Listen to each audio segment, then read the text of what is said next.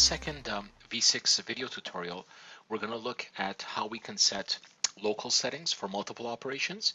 We're going to look at simulation setup as well as posting.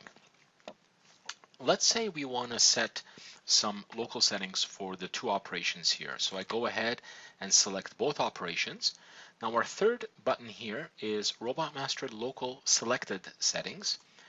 And when I click on it, we have a modified version of the local settings, meaning we can now set axis configurations, reposes, and or rail rotary settings for all selected operations. The only two local settings that we cannot select for multiple operations are optimization, which is operation specific, and safe retracts, because that is operation specific as well. Therefore, this third button can be used to set all the available local settings across multiple operations. Now we have redesigned the simulation settings page as well. And now we support three elements that can be selected. The first one is part, the second one is the fixture, and the third one is the stock. For each one of these, we have several options.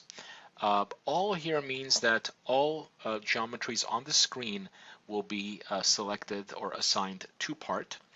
Then we have another possibility called select level, and we can go ahead and select the level that will be used to define the part in simulation.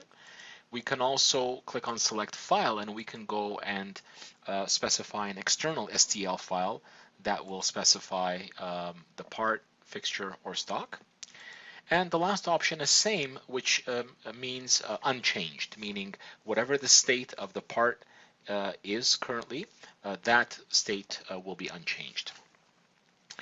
What's also interesting is for part, fixture, and stock, the color can be changed with this button here. Therefore, you can go ahead and specify the RGB settings as well as the transparency of each one of these elements.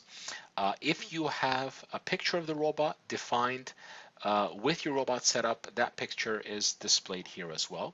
And the STL tolerance is the tolerance with which these geometries will be tessellated for rendering in the simulator. And now coming to the last feature in this second video, which is the posting. If we click on the RobotMaster Generate program button, what happens is the Mastercam posting is launched, and we're able to generate toolpaths for all our programs. This concludes the second video.